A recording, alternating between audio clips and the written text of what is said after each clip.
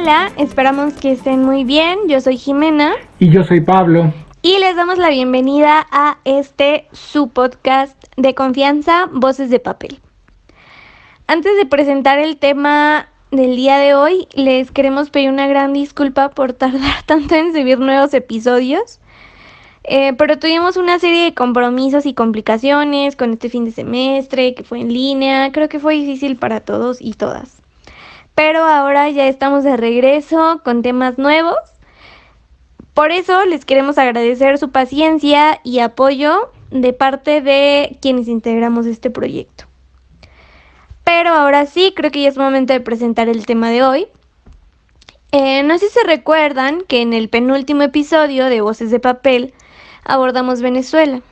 Pero al ser un tema tan amplio, decidimos partirlo a la mitad. Y es aquí, el día de hoy, en donde encontrarán la segunda parte. Si ustedes no han escuchado la primera, pueden encontrar el link de ese episodio en la descripción. Así que vayan, corran a escucharlo para que puedan estar más contextualizados y contextualizadas en esta segunda parte. El podcast pasado hablamos del ascenso del proceso bolivariano al poder, de cómo toma la presidencia Hugo Chávez y todo lo que significó para Venezuela, como en asuntos internos y también para la cuestión de la región en general. Y si nos vamos un poco más lejos, también hablamos un poco acerca de su repercusión en el tablero geopolítico mundial. Y ahora más bien pues vamos a hablar un poco de cómo empieza esta crisis política, económica y social. Y pues bueno, adelante Yetiani. Que Venezuela representa un desafío para Estados Unidos, que es un sujeto indisciplinado en medio de la zona de hegemonía de Estados Unidos, pues se abre un escenario de guerra, ¿no? Que desde mi perspectiva ese escenario empieza en 2013. Claro, hay antecedentes que son intentos por derrocar a la revolución bolivariana, pero que sin embargo obedecen a otra estrategia, ¿no? Tal como el golpe de Estado de 2002, que se apegó más a una estrategia pues de golpes de Estado militares como tal, ¿no? O sea, abiertamente los militares. Y entonces a partir de 2013, con la muerte de Chávez, se abre una posibilidad tanto para la oposición como para Estados Unidos de empezar una guerra en Venezuela o instalar un escenario de guerra. Y bueno, se podrá decir que pues no hay una guerra, ¿no? Porque no hay ejércitos involucrados, no hay grandes batallones, etcétera, ¿no? Pero no es una guerra convencional de la que estamos hablando, es una guerra irregular que bueno, que sería de espectro completo. El de espectro completo porque es la estrategia que lanza Estados Unidos para dominar todos los aspectos del espectro, vale la redundancia, o sea, en el espectro geográfico, cultural, militar, etcétera, ¿no? Y entonces, pues, la forma de hacerlo es con una guerra irregular que opera con diversas herramientas o con distintos niveles del espectro. Y bueno, los motivos, pues ya se mencionaron un poco, los vuelvo a decir para que quede claro. Son el desafío sistémico que representa la revolución bolivariana y las riquezas estratégicas que hay en Venezuela. Y entonces, siguiendo en mi perspectiva, yo considero que la guerra o esta guerra irregular tiene un eje mediático. ¿Por qué? Porque a partir de la construcción de una narrativa en la que se sataniza al gobierno de Venezuela, es donde se pueden empezar a crear las condiciones para instalar ese escenario de guerra. Y entonces, digamos que sería un primer nivel de la guerra, una primera etapa de la guerra. Después siguen otras etapas que ya se mencionaron un poco: desestabilización política, institucional, económica, etcétera, ¿no? Y entonces, entre tantas acciones de ese tipo, pues hay ataques directos que son realizados por grupos internos con apoyo de Estados Unidos, que serían intentos de golpe de Estado, incursiones paramilitares. Digamos que no son intentos de golpe de Estado tan tradicionales, sí hay fuerzas militares involucradas, hay desertores de la Fuerza Armada involucrados, pero no son un golpe de Estado al antiguo estilo, ¿no? De los 70s y 60s. Este, y ahí un ejemplo sería la Operación Gedeón, que fue con una incursión de, bueno, había tanto desertores del ejército como estos mercenarios de esta empresa de seguridad estadounidense Silvercorp que intentaron entrar a Venezuela, fueron detenidos por las fuerzas de seguridad, pero que además lo dijeron abiertamente, iban por el presidente Maduro para detenerlo y llevarlo a Estados Unidos, ¿no? En base a una orden del Departamento de Justicia de Estados Unidos en la que se acusa a Maduro y a Diosdado Cabello y a otros personajes del chavismo como traficantes de drogas, ¿no? Válgame más. Luego entonces hay un nivel económico que, bueno, consiste a grandes rasgos en el desabasto y la inflación, que es un escenario constante que se empieza a construir desde 2012. Y bueno, tiene ahí una subdivisión que sería la financiera, que es todos estos bloqueos y sanciones que se han impuesto contra Venezuela y que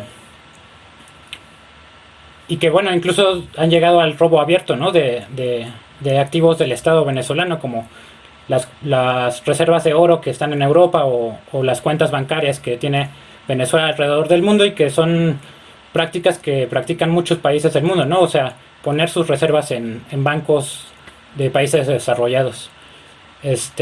Luego hay un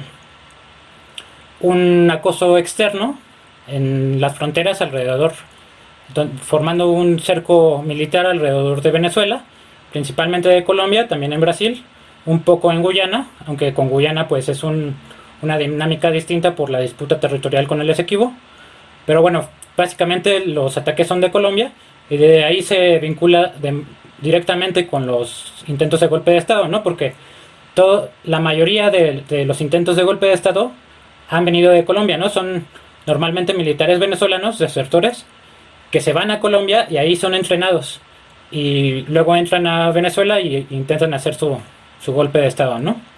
Y uno diplomático, que sería, bueno, todo esto que vimos el año pasado, el reconocimiento de Juan Guaidó, otra vez lo que se vincula con las sanciones, el Grupo de Lima, la actuación de Luz Almagro, la actuación del Departamento de Estado de Estados Unidos y bueno, ahí el nombramiento de Elliot Abrams y el ahora ex asesor de seguridad John Bolton, ¿no? Y bueno, eso es lo que yo diría para establecer así como un marco de lo que hay, de lo que sería una guerra contra Venezuela.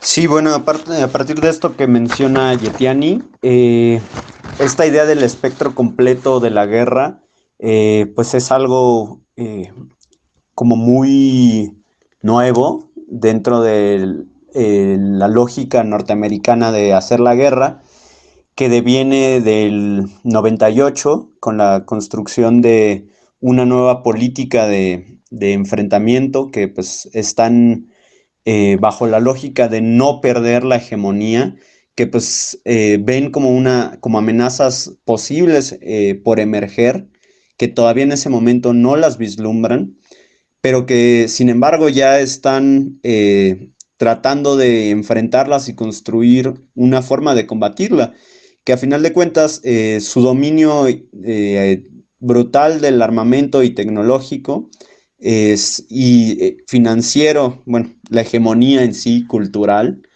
la utilizan como una forma de guerra, pues. Poner todos los elementos que tienen a su disposición para no dejar resquicio al enemigo, pues no dejarles ni siquiera respirar, y que es lo que vemos en la guerra sobre Venezuela, pues, o sea, como menciona Yetiani, está en todos los espectros. O sea, ahorita yo lo estoy pensando también en el espectro estético, o sea, de que dentro de mismo Venezuela existen campañas de mediáticas, telenovelas, series de televisión, propaganda, etcétera, etcétera, bajo una lógica así, pues, hace una estética pirata, pues, hace una estética malísima, pues, que así ni siquiera Televisa es tan malo para su estética tan degradante, así no tiene ni siquiera una conciencia de lo bello, pues, o sea, únicamente actúan por reproducción, así muy mal. Pero a final de cuentas no deja de estar dentro del escenario de guerra, pues. ¿Qué que dentro de lo que se menciona, pues, o sea, Yetiani muy bien puede hablarnos de cómo estas guerras no convencionales son guerras no explícitamente militares. Son esta nueva forma de guerras en que utilizan todos los demás espectros del poder, que no es el explícitamente militar, para atacar a un enemigo. Porque dentro del discurso no son guerras. Pero bueno, también dentro de esta misma lógica, podemos entender cómo paulatinamente se está rompiendo, estos esquemas de hacer la guerra están rompiendo muchísimos acuerdos históricos que han sustentado una paz mundial, pues. O sea, la Segunda Guerra Mundial, a final de cuentas, el momento más atroz de la vida humana, dieron consecuencias de acuerdos multilaterales, de cuestiones que no violentaran pues la paz misma, o sea, que no existiera una guerra nuclear.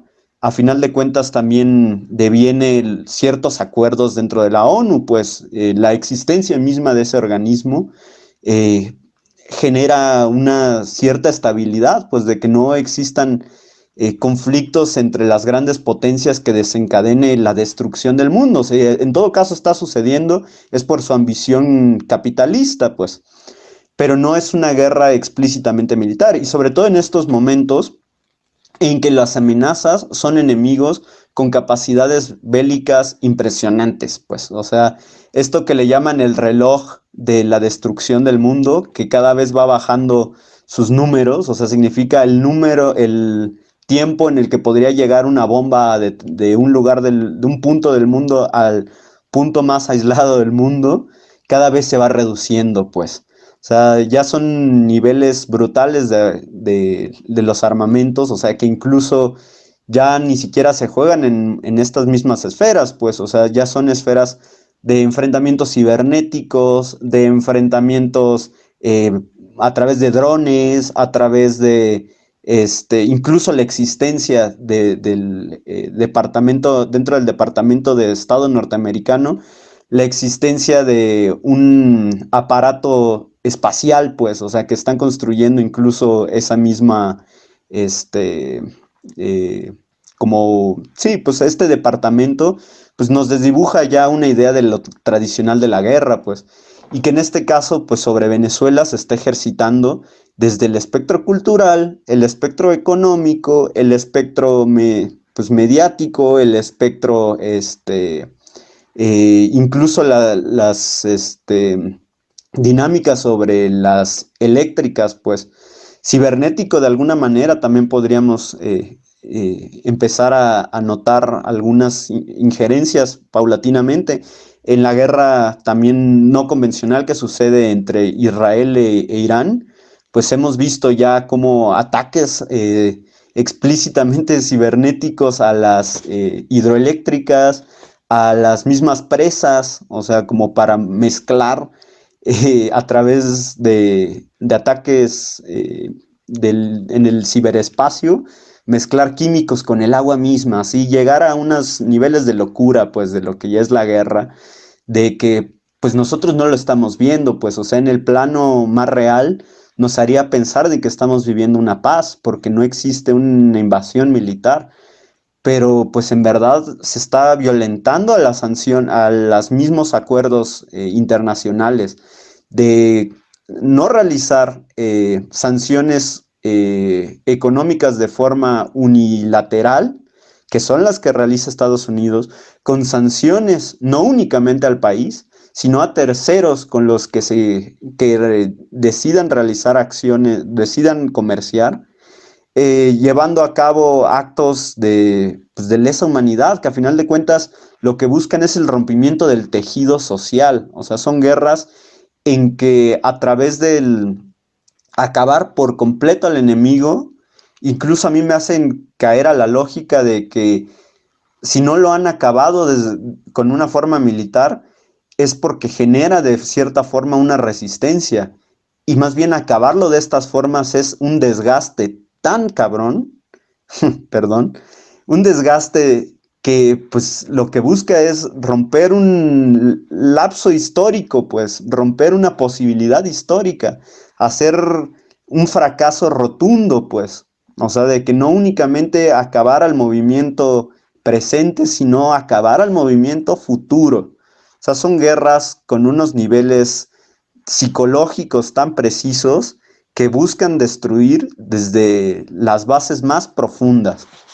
Sí, sobre esto que están diciendo Yetiani y Beto, me gustaría hablar un poco acerca de ese contexto, sobre cómo empezó la crisis política en Venezuela, que fue en el año 2013, precisamente con la muerte de Chávez, que como sabemos significó uno de los golpes más duros para la revolución, para el proceso bolivariano en general.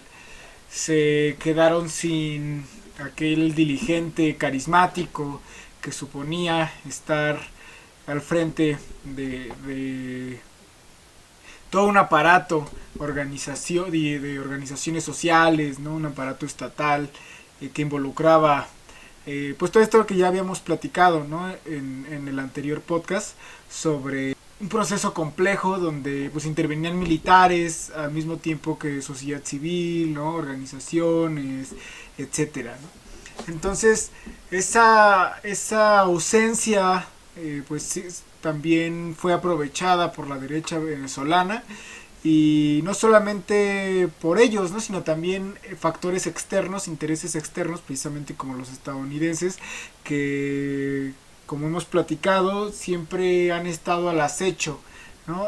Buscando la forma de cómo atacar la revolución bolivariana. Es importante también recordar cómo después, más bien durante, es importante recordar cómo un poco antes de su muerte pues pasó a decir que su sucesor iba a ser Nicolás Maduro, y pues sí, mucha gente que formaba parte del proceso lo asumió como tal, y cuando fueron las votaciones pues ganó Nicolás Maduro, pero pues ya se iba viendo esta falta de personalidad de Maduro, solamente recordando la disminución de la participación electoral, ¿no? O sea, ya no ganó el proceso como lo ganaba con Chávez, ¿no? Con una mayoría absoluta del 60% y con una amplia participación ciudadana, sino que ahora fue un margen mucho más reducido con una participación mucho menor, ¿no? Igual tomar en cuenta cuál era esa oposición a la que se estaba enfrentando Maduro. Se trataba de aquellas personas que por años estuvieron en contra de Chávez y que ahora estaban reivindicando sus ideales. Ahora eran ellos los que iban a seguir con la tradición chavista, y el que quería traicionar al proceso era Nicolás Maduro, ¿no? O sea, esa forma en la cual esa derecha empezaba a retomar discursos apropiándoselos, y que pues todos sabíamos y supimos que pues era una mera estrategia, ¿no? Que lo único que querían era llegar para poder desplazar a los chavistas. Y bueno, también un poco hablar acerca de un tipo de intervención que empezamos a ver en ese momento, que era a partir de las calificadoras. Cuando son las elecciones en las que Maduro se está postulando, salen estas calificadoras económicas, ¿no? que también que también hemos tenido experiencia en México con López Obrador, y que no solamente pues, sino en toda América Latina también ese tipo de problemas los tuvo Lula, los tuvo Evo, etcétera, ¿no? Que consisten precisamente en dar una mala calificación de perspectivas económicas al gobierno, ¿no? que se avecina o que tiene oportunidades de vencer. Y esto es importante, no hay que creer que es poca cosa, porque es una forma de desestabilización económica, en la cual pues si te califican más, pues te reducen préstamos, te reducen inversión, te reducen te empiezan a complicar tus intercambios en el exterior, en un mundo tan global. pues es importante. Entonces, esa forma tan refinada de intervención como lo son las calificadoras, pues no solo se quedó ahí, ¿no? También avanzó en otras formas, como por ejemplo la retención de dólares de venezolanos en bancos estadounidenses, o la congelación de activos de PDVSA, etcétera, ¿no? Entonces, y luego de ahí, pues vamos viendo que se van sumando, ¿no? O sea, este cerco económico que impusieron los estadounidenses, ¿no? Que reduce las posibilidades de compra y venta de los venezolanos, pues son formas que van refinándose cada vez más, y nos damos cuenta que estas guerras, como las conocemos, ya no solamente se tratan de matar a través de fuego, ¿no? A través de armas de fuego, sino que nos vamos dando cuenta que hay más de una forma de matar a un pueblo completo, ¿no? Que es a través de estas formas de intervención.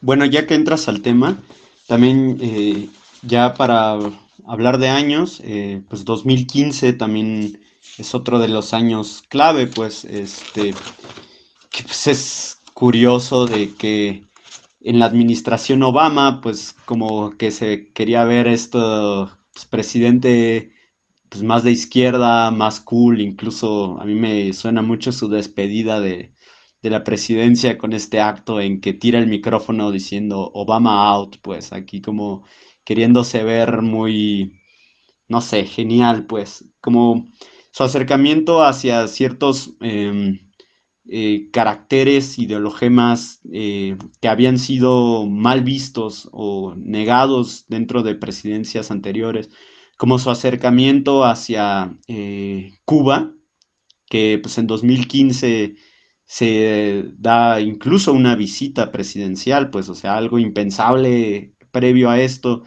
aunque bueno, no hay que olvidar las guerras desatadas por la misma presidencia Obama, pero que bueno, en este mismo año se radicaliza también las políticas contra Venezuela, pues, o sea, de que el mismo hecho de que se les decrete como una amenaza inusual y extraordinaria para la seguridad nacional e internacional, o sea, se le está denotando con todos los caracteres casi para desatar un confrontamiento, pues, o sea, el mismo hecho de lo que ya mencionó Yetiani, de que a la misma presidencia y al mismo como sistema institucional se le denote bajo la figura de narcoterrorismo, es la construcción de un imaginario totalmente, para poder justificar bajo las mismas lógicas que desde podríamos decir, la guerra contra el narcotráfico y el terrorismo, que son las sucesivas al enfrentamiento contra el comunismo,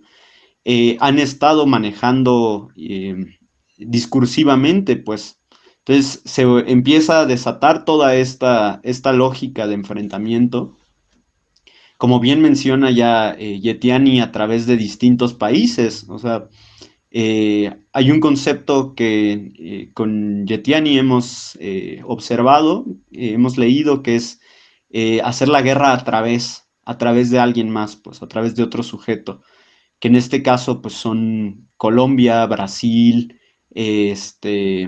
pues bueno, los que ya mencionó Yetiani, eh, y que pues al mismo tiempo paulatinamente van haciendo avances más, pues, o sea, que con países como Irán, que se realiza una guerra incluso similar a la venezolana, tienen lógicas como llevar a ceros las exportaciones petroleras, pues. O sea, esta idea del subdesarrollo y la dependencia que tanto denota el pensamiento latinoamericano, el marxismo latinoamericano, pues Venezuela no la logró romper, pues, o sea, pese a los intentos eh, tan,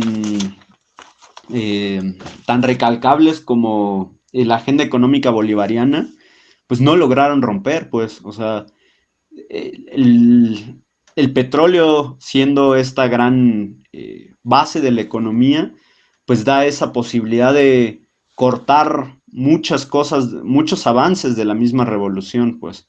O sea, el embargo sobre Citgo, ¿cómo se llama? La empresa petrolera encargada de vender dentro de Estados Unidos, pues jugó algo brutal, pues dejando sin posibilidades a mismo Venezuela de comerciar dentro de Estados Unidos, que pues imagínense, o sea, pese a ser su contraparte, se comerciaba más del 35% del petróleo internacional de Venezuela en ese mismo país. Entonces, pues se está hablando de una misma idea de dependencia y a final de cuentas, estas mismas lógicas de las sanciones en que se bloquea a terceros que ayuden a este comercio o a terceros que no estén bajo las mismas unidireccionalidad del sistema capital norteamericano, pues lleva a bloqueos, pues, o sea, de que incluso China en algún momento una empresa china dejó de comerciar con Venezuela, pese a ser su pese a ser su gran aliado comercial. Habría que pensar hasta dónde, pues, y cuáles son sus intereses. Son cosas como más complejas de las que todavía no tenemos tanta perspectiva.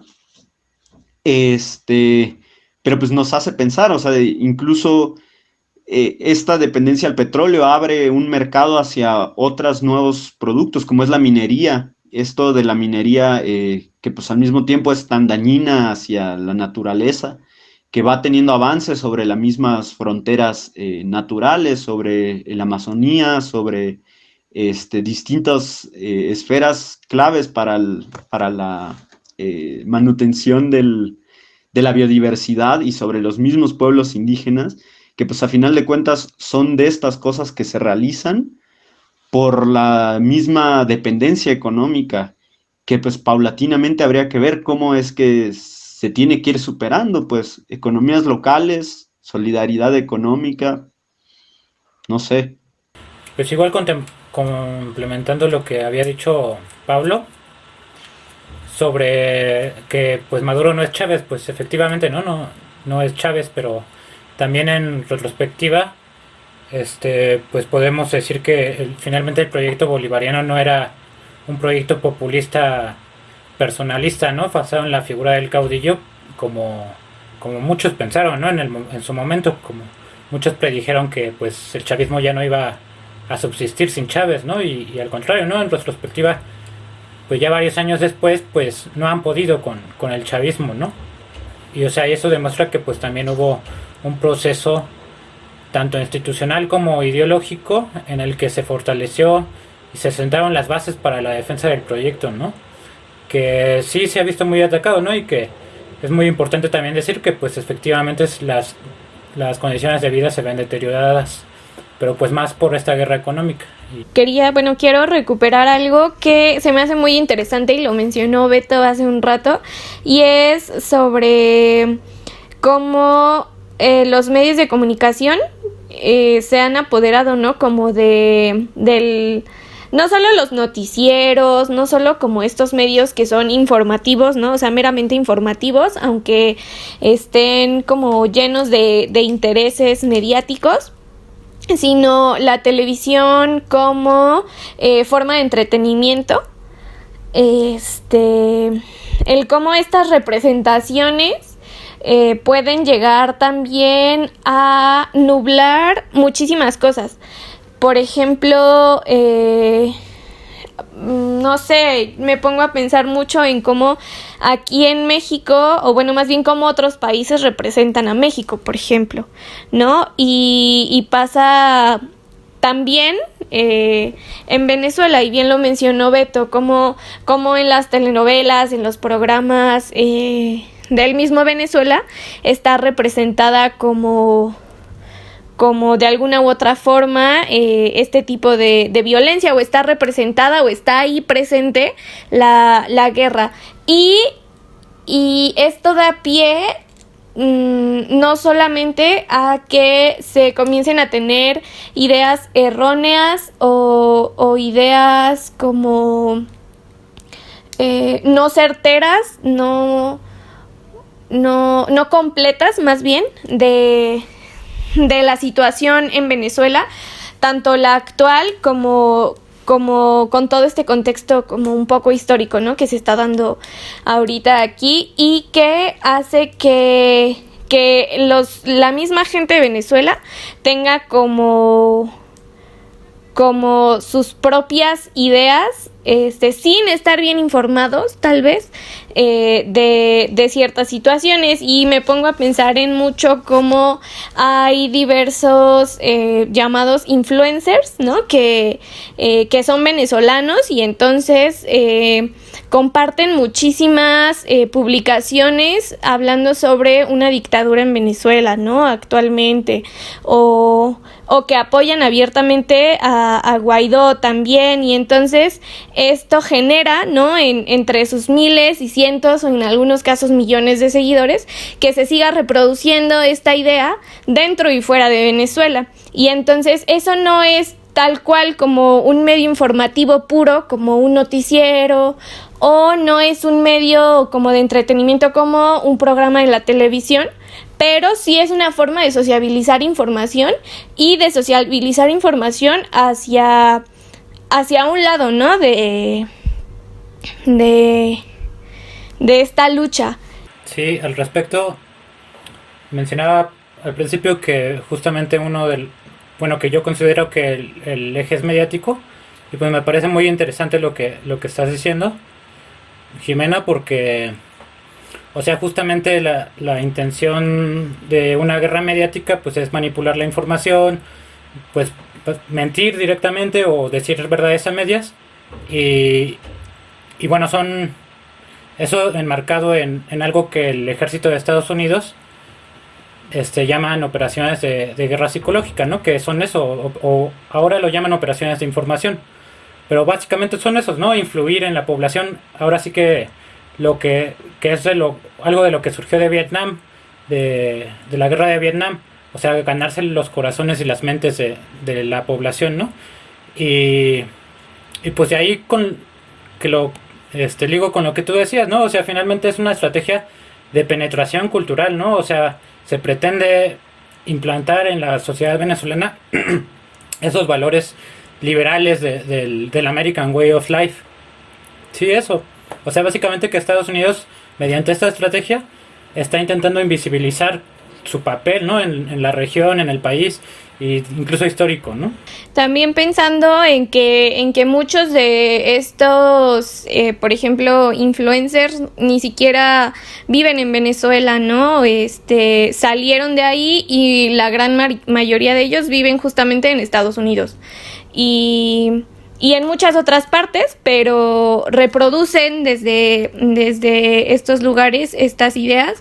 Y también me pongo a pensar mucho en cuando explotó todo esto de Guaidó, el concierto que se dio, ¿no?, en donde participaron como un buen de cantantes, o sea, no recuerdo exactamente quiénes estaban, pero era un concierto a favor del reconocimiento de Guaidó como presidente de Venezuela.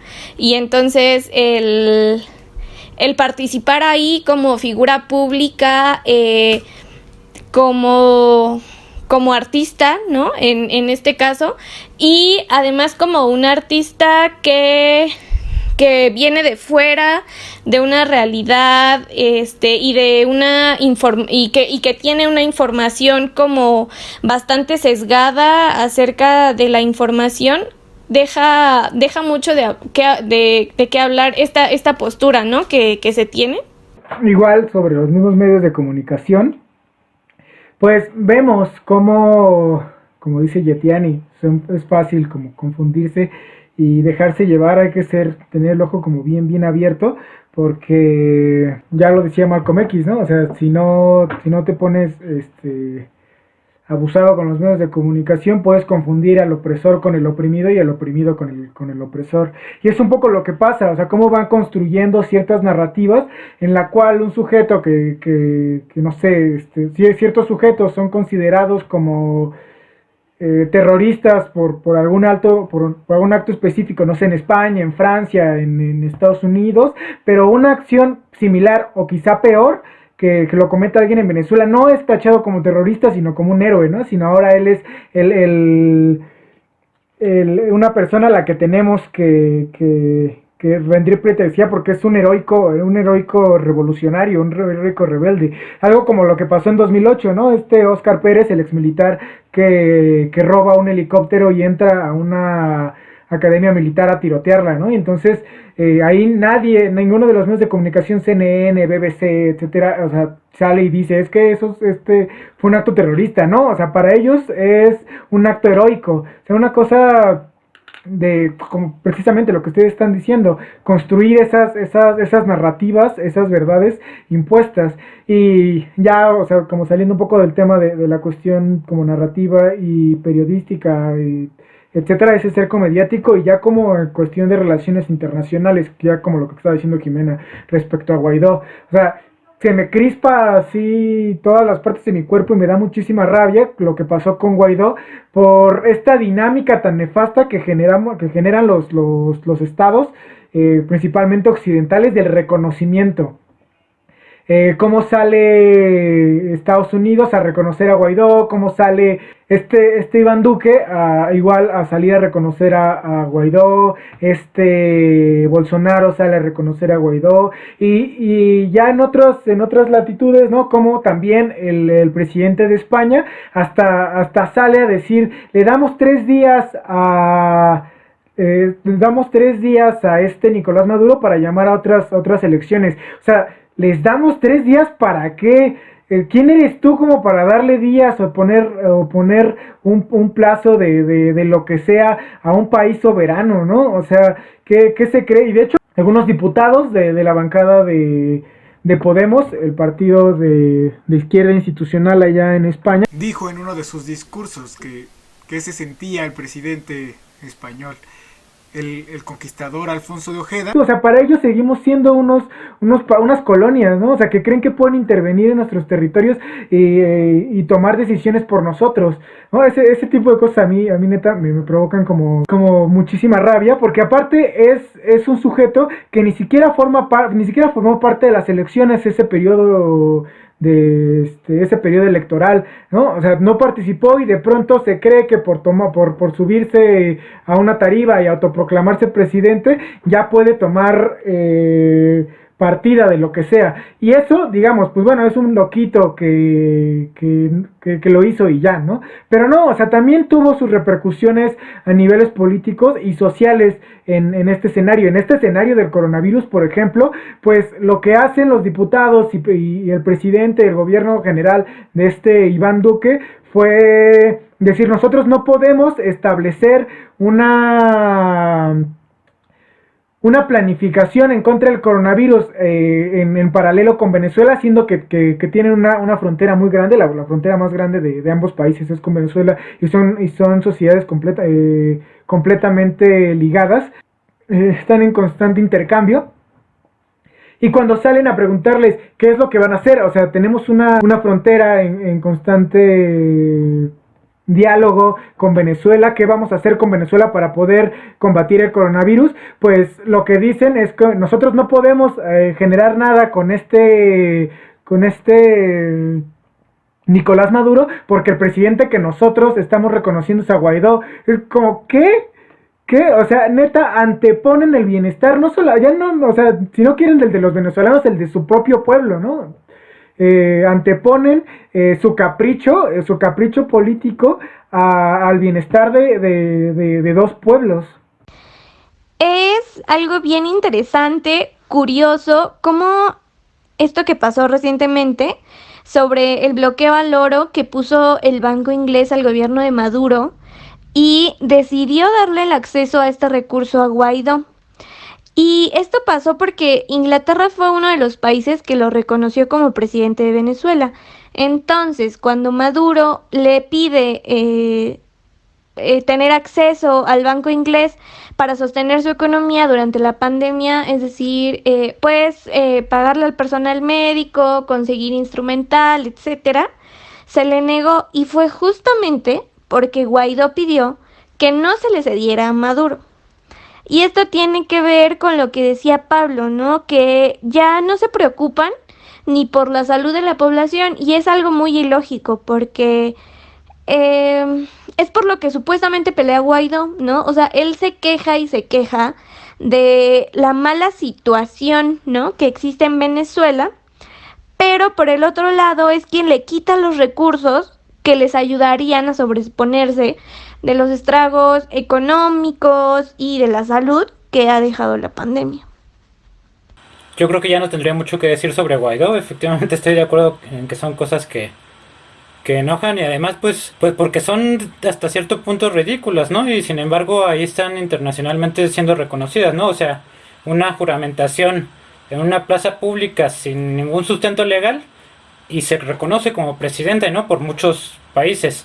Y en cambio una juramentación legal en el recinto adecuado después de una elección se desconoce, ¿no? Porque pues resulta que no les gustaron cómo se hicieron las elecciones y entonces no las van a reconocer. Y allá pues acá también me gustaría mencionar algo que hizo Diosdado Cabello, el presidente de la Asamblea Nacional Constituyente, hace poco, que fue una lista de todos los intentos del golpe de Estado desde el 2016.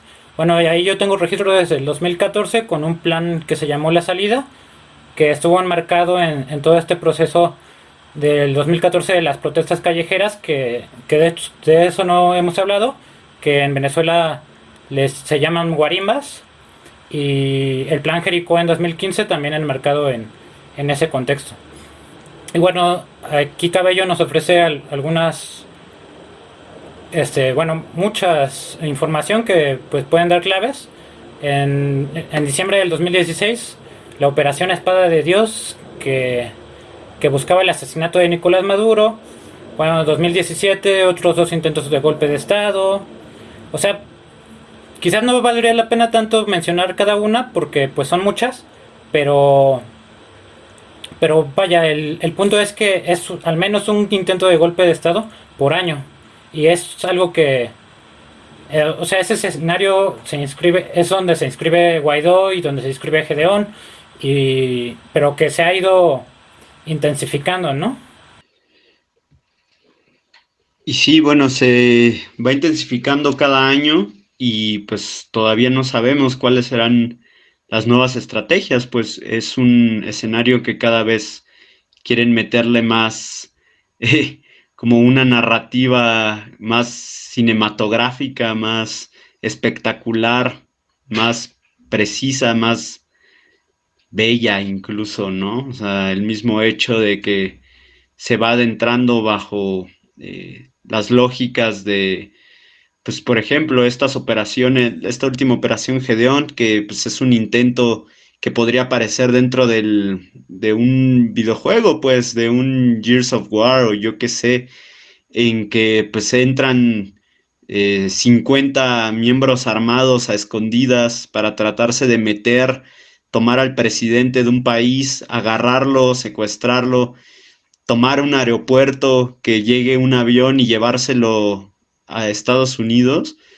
Pues cada vez son más estas lógicas, pues como casi que burlándose de una hegemonía que es la que existe en el país de parte de lo bolivariano, pues como burlándose un poco del poder militar real existente, pues como si un puñado de salvadores pudieran insertarse en esta sociedad y acabar con ella, pues a mí me impresiona esto y pues como decíamos, las dinámicas de la guerra cada vez van haciéndose más extrañas, más sombrías, que pues nos cuesta un poco pensar en cómo este asunto va a seguir avanzando, evolucionando, porque pues no hay que creer de que Estados Unidos va a dejar por simple bondad de estar atacando y a la misma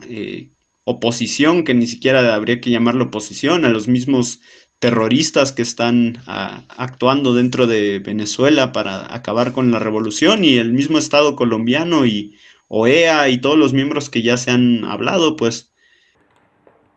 Sí, Pues nosotros seguiremos atentos a lo que pasa en Venezuela, seguiremos apoyando en la medida de lo que nos es posible. Como ya hemos dicho, igual entendemos todas las contradicciones, problemáticas y errores que ha conllevado, los aceptamos y también entendemos.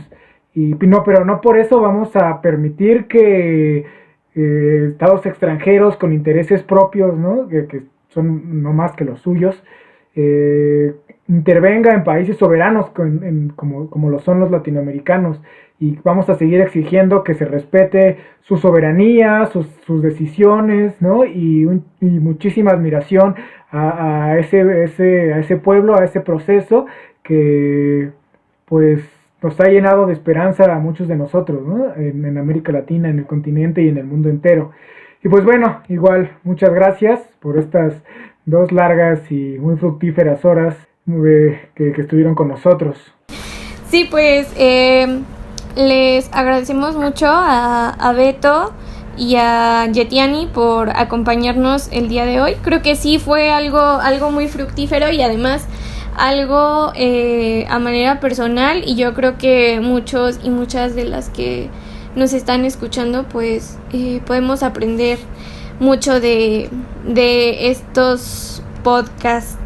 Pues bueno, con Yetiani participamos en el Observatorio Latinoamericano de Geopolítica, y pues de esa página todos los días estamos realizando un mapeo de las noticias internacionales, que pues pensar en que la geopolítica no es un asunto en que hay que entender solo lo que pasa en un país. Y pues desde esa página estamos haciendo un observatorio de medios a nivel internacional, desde la que les compartimos el link, donde recabamos el trabajo de varios compañeros que pues paulatinamente estamos tratando de ver qué está pasando en la geopolítica mundial. Y al mismo tiempo pues ahí se puede ver un poco el trabajo de la línea de investigación de pues la gente con la que colaboramos, la doctora Anaster Ceseña, el doctor David Barrios, que pues realmente tiene una línea bastante crítica y interesante de análisis respecto a la realidad, que pues es bastante compleja. Bueno, pues ahí pueden seguir esta página. Yo creo que sí es bastante importante. Entonces ya saben que el link lo dejamos pues en la descripción del podcast, ya sea que lo estén viendo en YouTube o lo estén escuchando en Spotify, o agarren el link de cualquiera de las redes sociales de El Cronopio y de Voces de Papel. Pues bueno, eso sería todo. Muchas gracias por escucharnos y nos vemos la próxima. Nos escuchamos en la próxima.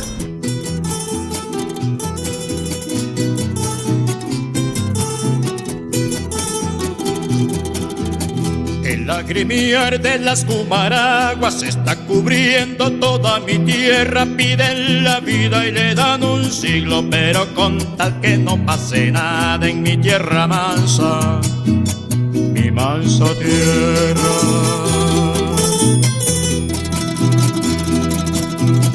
Yo sé que un día tuviste sueños, no viste un río cuando pequeño, pero